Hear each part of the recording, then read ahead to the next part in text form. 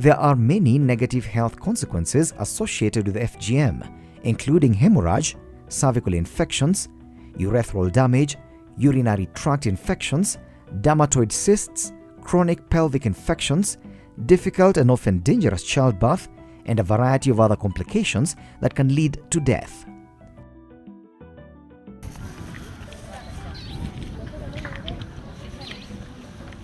While the health implications of FGM are very serious and form a key component of any campaign, many say that focusing almost entirely on the health aspects has not addressed the violation of rights or contributed to the elimination of the practice.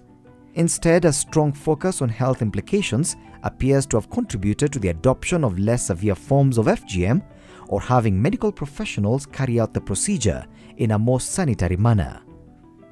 A Population Council study in 2001 found that 70% of circumcised Abagusi girls in Western Kenya reported having been cut by a nurse or doctor, whereas virtually all of their mothers had been cut by a traditional circumciser.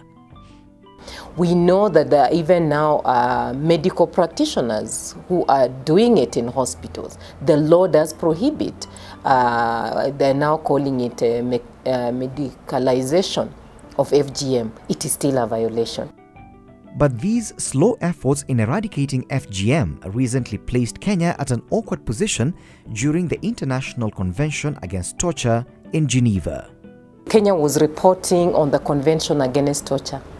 And it's surprising, it may be surprising to people that at the international level, FGM has been clustered as one of those acts that qualify to go under the Convention Against Torture. So we really had a task to answer those questions.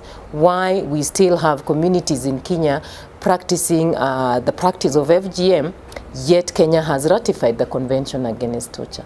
And clearly, of course, for us, the response was we have the legislation, we have the policy, but of course, implementation has its own challenges because for those communities that practice it, it's done in secrecy. Concerted efforts by both state and non-state actors are however bearing fruit, although slowly, in having the community to abandon FGM. We have a rescue center at AIC, which was sponsored by FAWE sometimes back, where we take our girls, we look for sponsors, and then they are kept there even over the holiday, because once you rescue a girl from the family, their parents have got nothing to do with it. They even become enemies, kabisa. So it is your work. But actually when we rescue and they get sponsors and they come through and they finish secondary or colleges, we go for reconciliation. We find a few azes, we go to their parents, we reconcile, we take sugar and blanket. Now your daughter is ready and we have nowhere to take. And actually that reconciliation brought us more to the community because they saw that we are not taking their girls away. We are only going to better them for them to come back here, to come back to the community and help. Every holiday, April, August and December, we normally have campaigns on girl issues, hygiene, sexuality, reproduction, and FGM does not miss in the topics. Because at times when you call the girls around and the community knows that you're going to talk about FGM, they will not release their children. So what normally happens, we call them for campaigns and have other things around and of course talk about FGM. And in those forums, we are able to tell the girls that if at any one time you are forced to go through the cut, you know that you can come to Kara, or you know that you can report to the chief, you know that you can report to the children's office. We know that progress is being made. We have communities that have come up and declared that they were going to practice their culture in a different way. It's a way of initiation. People have turned to the church. Elders have come up to abandon the practice. It is through such interventions that this old lady who used to administer FGM on young girls has abandoned the trade.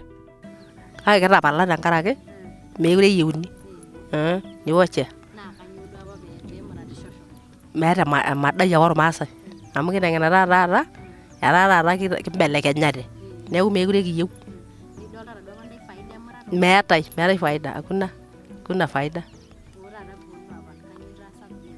kuri ba kira bala mera ke nasira yapa kura ba ina rogi na monga ke kiro dua joro tukara le memrara naa keng'eni nikiyieu sinye ore enkop ang' mintoki siyiok amurat mekure kiyieu taata ina toki kitapala pii mekure kiyieu etii tenakata ena nememurata natii sukuul enkilasi 8 ena sukuul nataana natapala apa mekure ayieu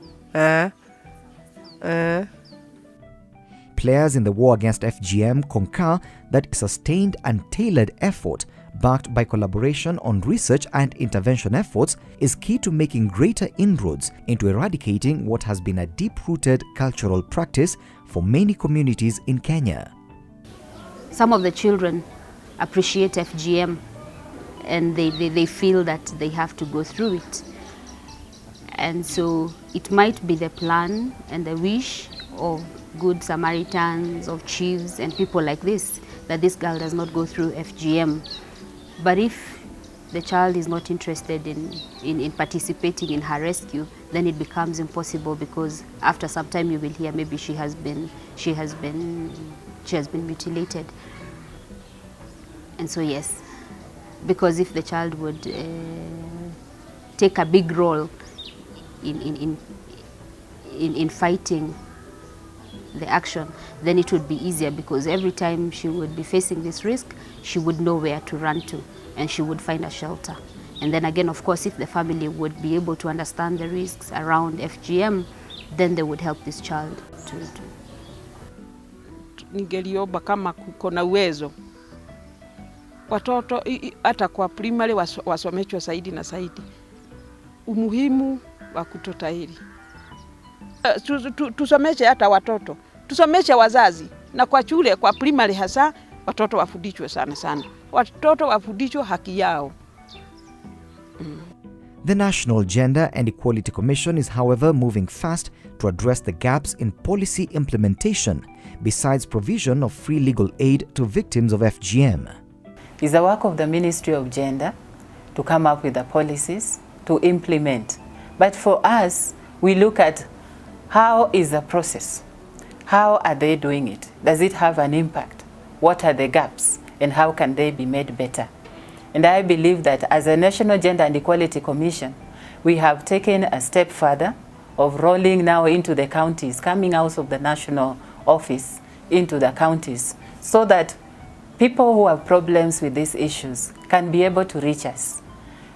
In fact, in terms of our structures, we are now rolling out into about 14 counties, and we are also trying to set up legal officers, about 8 of them, such that those who have those issues can be able to get litigation from our staff, and then that can be brought to the national picture. The Commission has also unveiled an ambitious 3-year strategic plan in which issues of GBV are among priority areas under which FGM falls.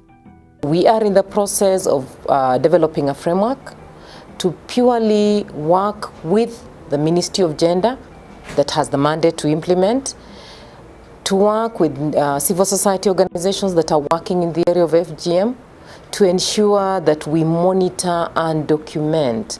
And from the documentation, we shall be able to know the data on how we are doing as a country and whether we can say the practice is coming down, and how we estimate how long it will take for us to work with the communities to ensure that the communities that still practice FGM do move to abandon the practice.